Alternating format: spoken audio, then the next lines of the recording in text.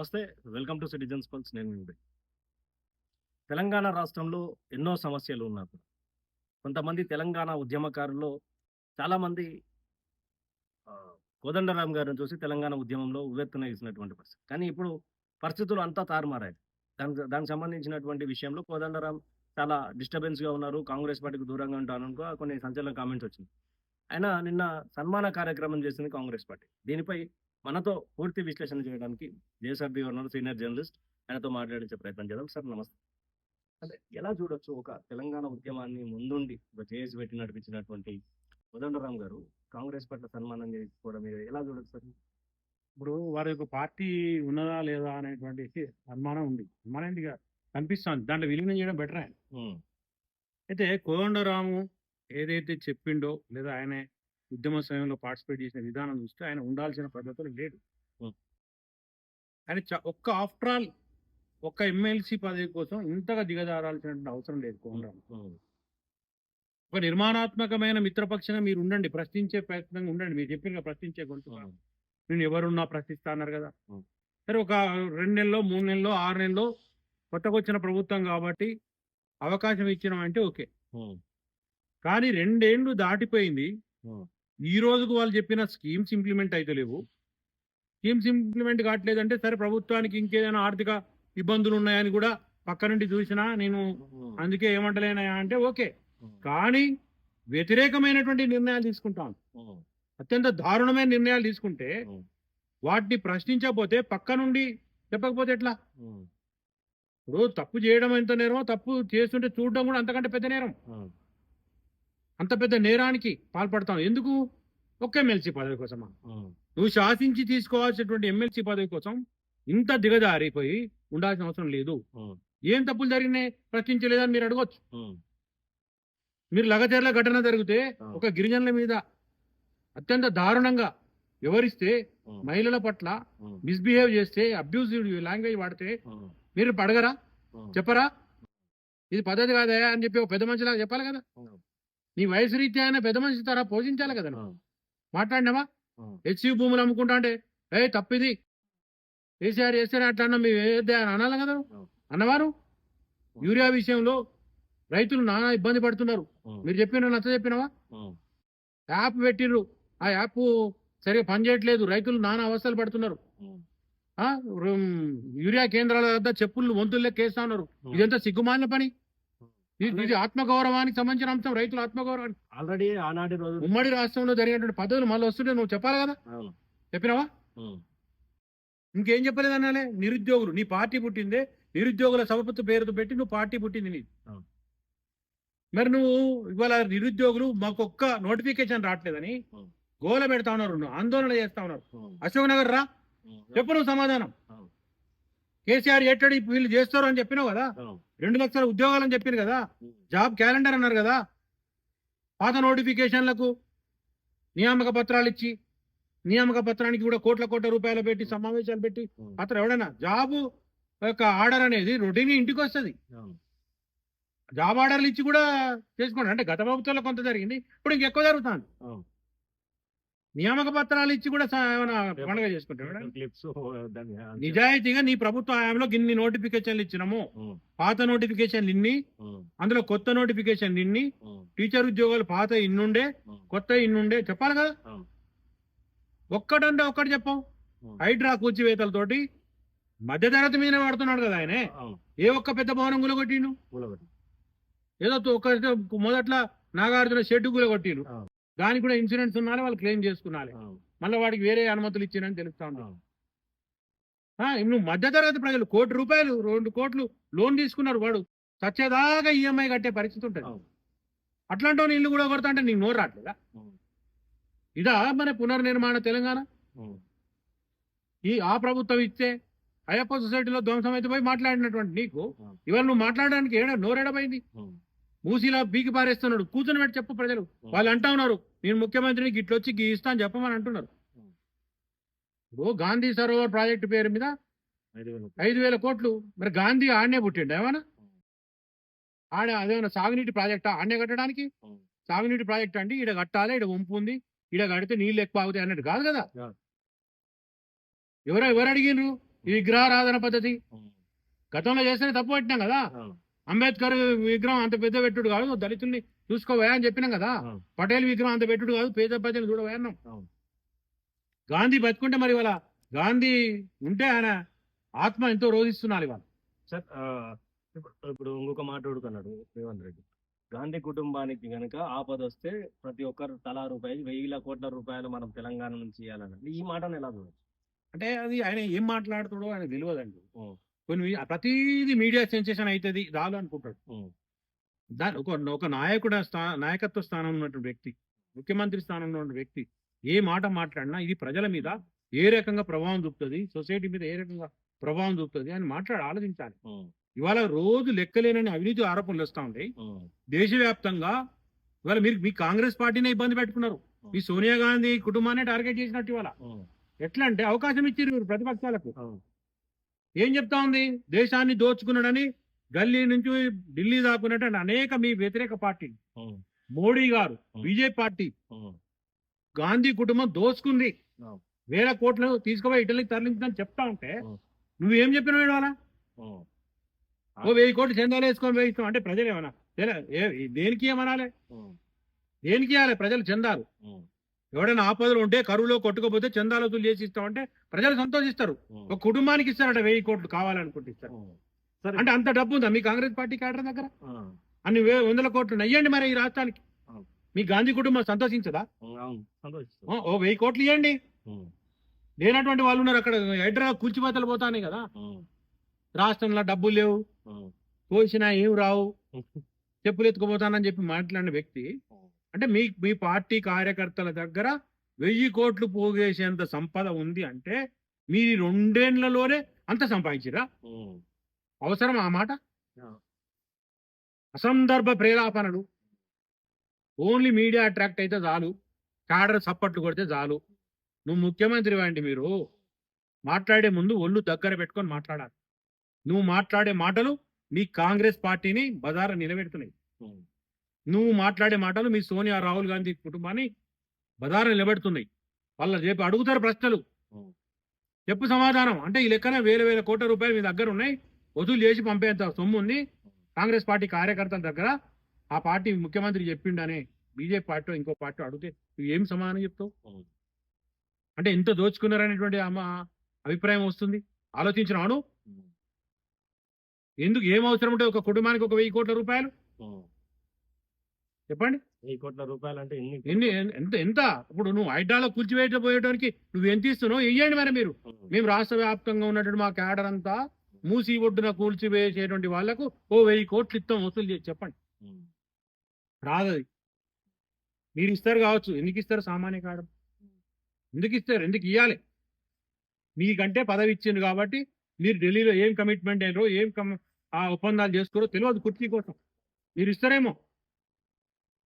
మీరు అవసరం లేని భాష, అవసరం లేని మాటలు, మీడియా అట్రాక్షన్ కోసం చెత్త మాటలు మాట్లాడి మీ పార్టీ పరువును మీరే గంగలు కలుపు.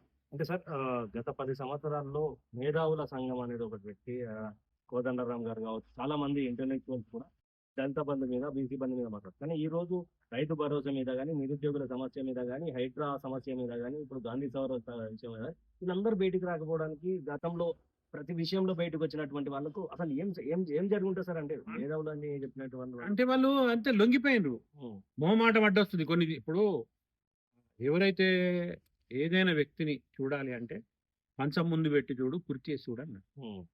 అంటే కకృతి బయటపడుతుందని వాళ్ళ యొక్క స్థాయి ఎట్లా ఒక అవకాశం ఇచ్చి వస్తేనే మంచి తెలుసు. మురళి గారు కాళేశ్వరం ప్రాజెక్టు కనపడితే నాకు కొన్ని వేల స్కూళ్ళు, ఎన్ని స్కూళ్ళు, లక్ష స్కూళ్ళు కనపడ్డాయి అని అనుకుంటాను. సాగునీటి ప్రాజెక్టులు అన్న తప్పునుండొచ్చు, అవినీతి జరిగితే తప్పు పట్టాలి ఆడి వరకు. మరి మల్లన్న సాగర్ కనపడితే ఇంత నాకు 1000 స్కూళ్ళు కనపడ్డాను. మరి వాళ్ళ మూసీలో కనపడటం లేదా అడుగుతున్నాడు. గాంధీ బొమ్మకు 5,000 కోట్లు పెడితే కనపడటం లేదా అని అడుగుతున్నాడు. మీరు ఆత్మవంచన చేసుకొని అక్కడ ఉండకండి. మిమ్మల్ని సమాజం గుర్తించింది మీకు ఈ పదవులతో కాదు. కోదండరామైనా, మురళీ గారైనా, లేదా గంటా చక్రపాణి అయినా, ఇంకెవరైనా వారందరినీ సమాజం ఈ పదవులను చూసి గుర్తించలే. ఇవాళ రేవంత్ రెడ్డి అయినట్టు ఆయన ఒక ఎమ్మెల్యే అయ్యిండు కాబట్టి ఆయనకు గుర్తింపు వచ్చింది కావచ్చు. కానీ వాళ్ళు వివరించిన తీరును బట్టి సమాజం గుర్తించి ఇచ్చింది. అవును. ఓ గద్దర్ లాంటి వాళ్ళకు లేకపోతే వాళ్ళకు. ఉమ్, మరి మీరు ఇవాళ ఏం చేస్తా ఉన్నారు? ఇవాళ గద్దర్ గారు ఉంటే కూడా ప్రశ్నించే వాళ్ళు కావచ్చు. అవును. నేను అనుకుంటున్నా ఆయన తీరు నాకు తెలుసు. అవును. జర్నలిస్ట్గా చూసినాం. ఉమ్, మరి మీన ఏం చేస్తున్నారు? మీకు ఇచ్చిన చిన్న చిన్న పదవులు, ఉమ్, చిన్న చిన్న ఆఫర్లు, ఉమ్, అవును. మీరు తెలంగాణ సమాజం ముందు చిన్నబోతున్నారు. ఉమ్, మీ స్థాయి తగ్గిపోతున్నది. ఉమ్, ప్రశ్నించండి అని మేము చెప్పాలా? ఉమ్, మీకు తెలియదా తప్పని? ఉమ్, ఒక మూసీలో 1,500 కోట్ల అప్పు చేసి బురదల పోస్తున్నాడు. అర్థమైతలేదా? ఉమ్, దాని మినిమంలో ఎట్లా చేయాలో మీరు ప్రణాళికలు రచించమని చెప్పాల్సిన అవసరం లేదా? ఉమ్, బ్యూటిఫికేషన్ అనేటువంటిది దాని పేరు మీద పేదల ఇల్లు కూలుస్తా ఉన్నాడు. మీరు దాని గురించి చెప్పాల్సిన అవసరం లేదా? దాన్ని ఏ రకంగా మార్చమని చెప్పొచ్చు కదా.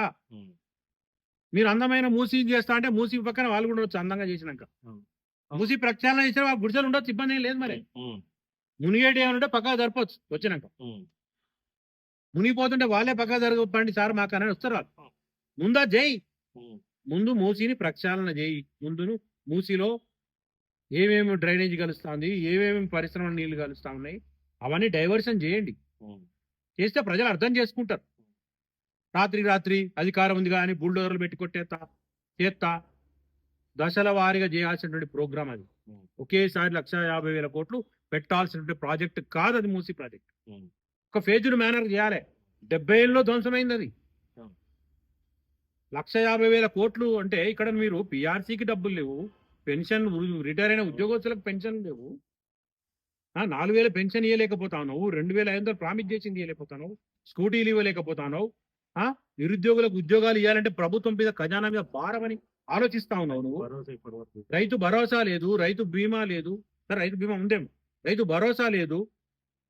మీరు చెప్పిన స్కీములకే డబ్బులు లేవు. కానీ ఏది ప్రాధాన్యం, ఏది అప్రాధాన్యం, ఏది ముందు ఏది వెనుక అని ఆలోచించట్లేదు ఈ ప్రభుత్వం. ప్రభుత్వం ఆలోచించినప్పుడు ప్రశ్నించాల్సిన స్థానంలో ఉన్నటువంటి, మేము ప్రశ్నించే గొంతులం అని చెప్పుకున్నటువంటి కోదండరాం లాంటి వ్యక్తులు ఇవాళ మాట్లాడాల్సిన అవసరం ఉంది.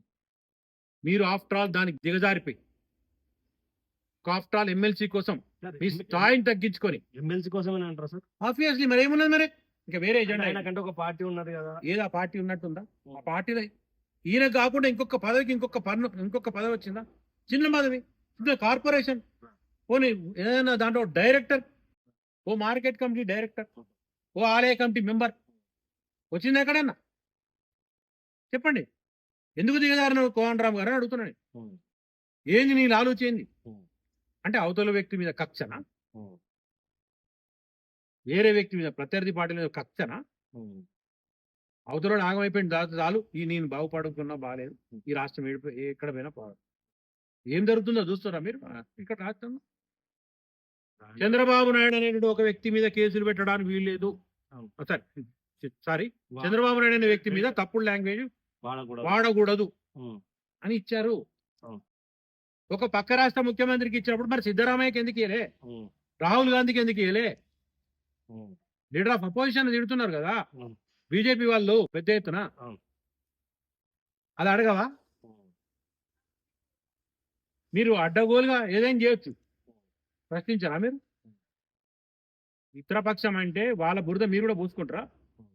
అసలు మీ పార్టీ ఉందా? ఎందుకే పార్టీ పేరు? ఉమ్, ఆ పార్టీ వేదికల మీద నీకు సన్మానాలు ఏంటిది? అది పేరుకే పార్టీ. అది ఉమ్, పార్టీ లేదు, అసలు డిజాల్వ్డ్. అది actually. ఉమ్, ఎందుకు ఆ పార్టీ పేరు? ఒక ఫోన్ ఎమ్మెల్సీ ఎన్నికల్లో పోటీ చేసినావా? ఉమ్, పంచాయతీ ఎన్నికల్లో పోటీ చేసినావా? ఉమ్, ఎంతమంది వార్డు మెంబర్లను నిలబెట్టినావు నువ్వు? ఎవరిని? మరి ఎందుకు ఇంత నీల్ డౌన్? మోకాళ్ళ మీద నిలబడి ఆత్మ గౌరవాన్ని చంపుకోవాల్సిన అవసరం దేనికి వచ్చింది? ఉమ్, ఏం పదవి కొరకు వచ్చింది? మళ్ళీ పరికిమాలిన ఎమ్మెల్సీ ఇచ్చిర్రు, కోర్టు తిట్టే ఎమ్మెల్సీ. గట్లాంటిది ఎందుకే, నాకు ఇస్తే మంచిది అని అనలేవు. శ్రవణ నట అనేది గుంజుకొని ఇచ్చిర్రు నీకు. బాగా వస్తుంది.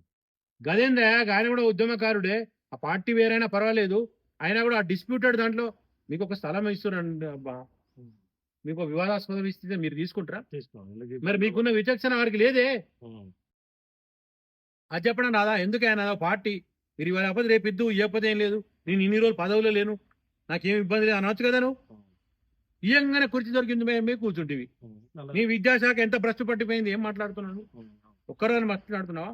హాస్టల్లల్లా గురుకులాల పిల్లలు పురుగు పడ్డటువంటి అన్నం తింటున్నాం, హాస్పిటల్లో జాయిన్ అవుతా ఉన్నారు. ఒక్కరోజు ప్రశ్నించాం. ఎవరి దగ్గర ఉందా శాఖ? ముఖ్యమంత్రి దగ్గర. హోంశాఖ హోంశాఖ కూడా ఆయన దగ్గర ఉంది. లాండ్ ఆర్డర్ అది చెప్పుకుంటే సిగ్గుపోద్ది బాబు. ఒక పత్రికలు కూడా ఎట్లా రాస్తున్నాయో వాళ్ళు, సీనియర్ పత్రికలు వాళ్ళు కూడా ఎట్లా రాస్తున్నారో నాకు అర్థమవుతుంది. వాళ్ళు ఏంటిది, కొండా సురేఖ అనే ఒక మహిళా మంత్రి ఇంటి మీది పోలీసులు పోతే ముఖ్యమంత్రికి తెలియకుండా జరిగింది. మరి రాస్తారా అట్లా? చాలా సీనియర్ పత్రికలు రాయడం కాదు, అసలు ఏం చేస్తానో ఆయన అడగాలి నువ్వు. హోంశాఖ సీఎం దగ్గర ఉంటది. హోంశాఖ సీఎం దగ్గర ఉన్నా శాఖ కాదు, హోంమంత్రి ఇంకా వేరేటోళ్ళు ఉన్నా లా అండ్ ఆర్డర్ అనేది సీఎం దగ్గరే ఉంటది. ఎప్పుడైనా గుర్తుపెట్టుకోండి, ఎనీ గవర్నమెంట్ లో హోంశాఖ ఉన్నప్పటికీ లా అండ్ ఆర్డర్ అనేది మళ్ళీ సీఎం దగ్గరే ఉంటుంది. నీ ఒక ముఖ్యమంత్రికి సంబంధించినటువంటి శాఖ ఉన్నది, లా అండ్ ఆర్డర్ ఆయన దగ్గరే ఉంటది. ఒక మహిళా మంత్రి ఇంటికి పోలీసులు పోతే సీఎం కు తెలియకుండా జరిగింది అని ఒక పత్రిక రాస్తుంది. ఆయన ప్రకటనలు ఇచ్చుకుంటాడు. ముందా కేసు రివాల్వర్ బుల్లెట్ పెట్టి బెదిరించిందని చెప్పి ఒక మంత్రి బిడ్డ చెప్పింది. ఆమె భవిష్యత్ పార్టీ క్యాండిడేట్ అని చెప్పుకుంటున్నామే. ఏం కేసు నమోదైనా ఇవ్వండి, బయటకు తీసిన మీరు. ఇది అరాచక శాంతి భద్రతలు ఉన్నట్ట లేనట. రెండోది, జర్నలిస్టులను అరెస్ట్ చేశారు. ముఖ్యమంత్రి తెలియకుండా ఐఏఎస్ అధికారులు మీటింగ్ పెట్టుకొని పంపిరట. ఇది రాసే పద్ధతి అయినా చెప్పండి? మీ హోదా తగ్గుతుందండి. అలాంటి వార్తలు రాస్తే మీ స్థాయి తగ్గుతుంది. రాయకండి. సీఎంకు తెలియకుండానే జరిగింది. ఎందుకు మరే సీఎం ఇక నీకు తెలియకుండా నీ హోంమంత్రి శాఖలనే పోలీసు వాళ్ళు ఇష్టం ఉన్నట్టు చేస్తారు కదా, ఎందుకు మరి మీరు కాదా హోంశాఖ మంత్రి శివధర్ రెడ్డి, డీజీపీ గారా హోంమంత్రి? ఆయన నిర్ణయం తీసుకుంటున్నా. నిన్నాక మొన్న గంటా చక్రపాణి గారు ట్వీట్ చేస్తే నాకు నవ్వు వచ్చింది. మీ స్థాయిలో అలాంటి చేయొద్దు గంటా చక్రపాణి గారు, దయచేసి. మీకు అంటే గౌరవం ఉంది. తెలంగాణ సమాజంలో మాలాంటి వాళ్ళకి కానీ తెలంగాణ సమాజానికి గౌరవం ఉంది. తెలంగాణ ఉద్యమ సమయంలో నిక్కచ్చిగా మాట్లాడింది. అంటే ఏమని చెప్పండి, ఏమని రాసిండు? అదేంటి ఏం అపార్ట్మెంట్ కూలగొడుతుండు, గాంధీ సరోవర్ మధు అపార్ట్మెంట్స్ ఏదో కూలగొడుతుంది.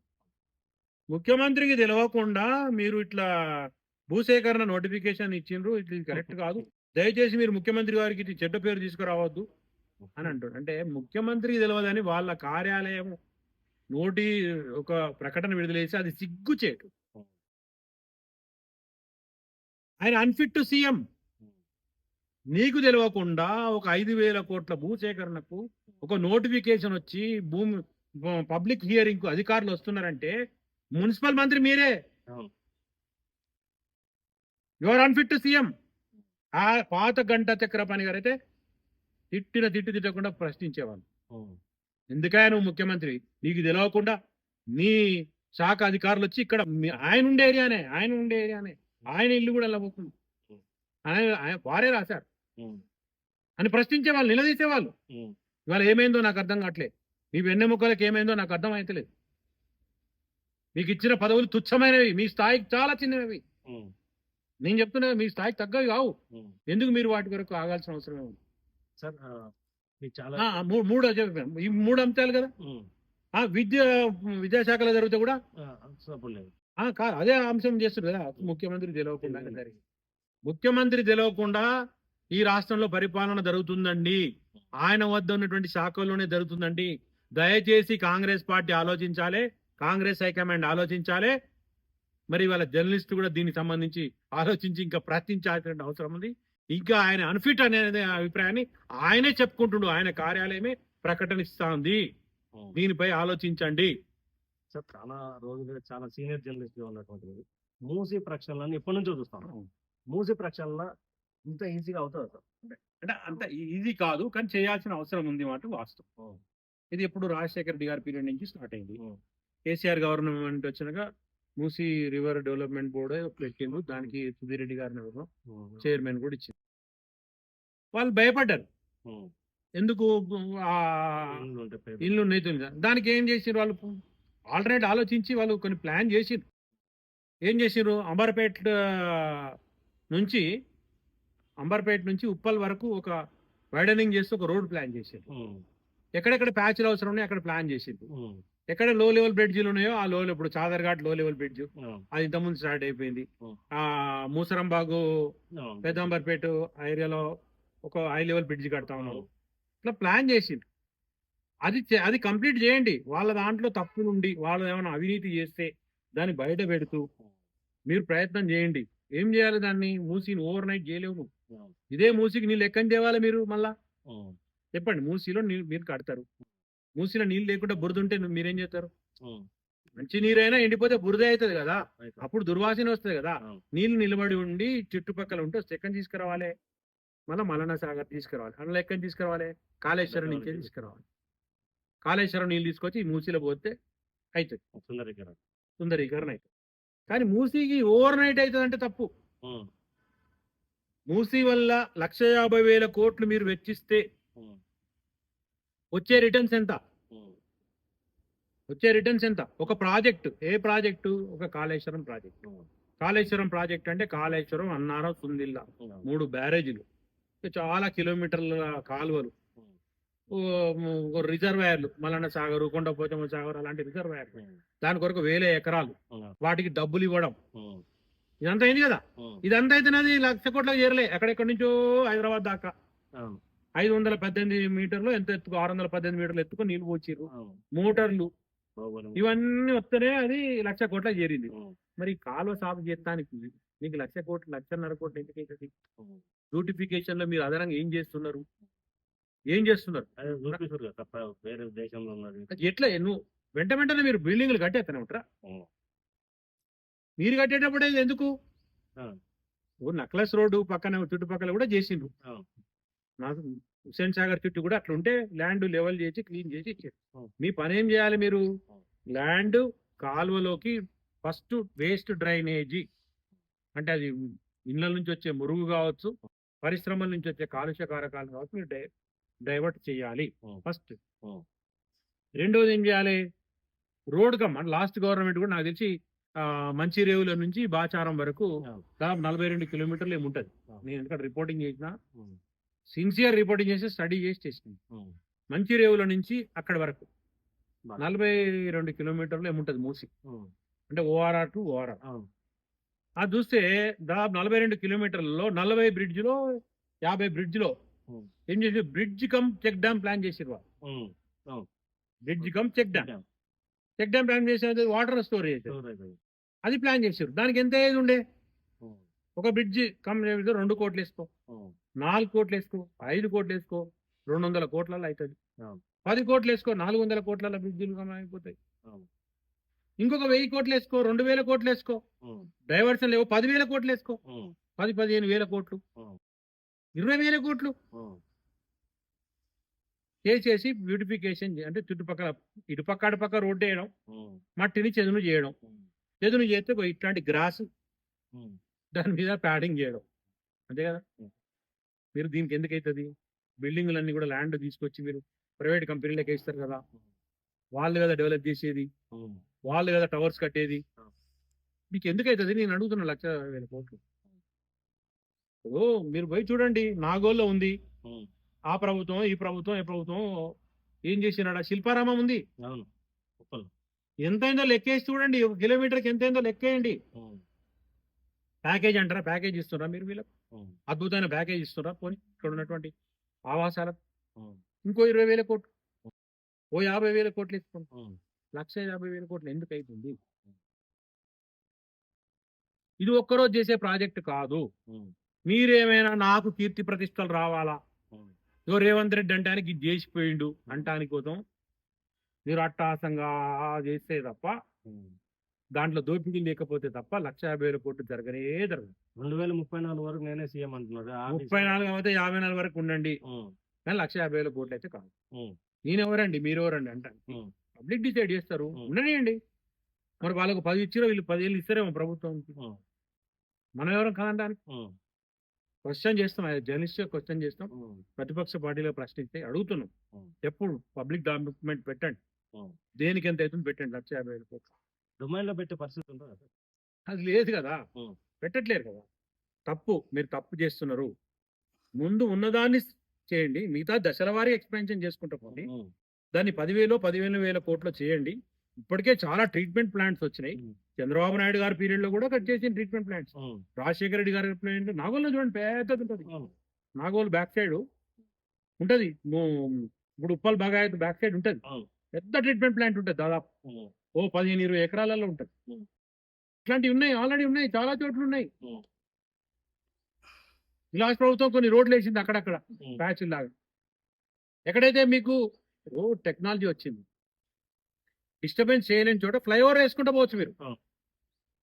పబ్లిక్ డిస్టర్బ్ చేయకూడదు. అవును. బఫర్ జోన్లు దశల వారీగా తొలగిద్దాము, పబ్లిక్ కన్విన్స్ చేసి రాత్రి తీసి రాత్రి రోడ్లు ఎత్తా.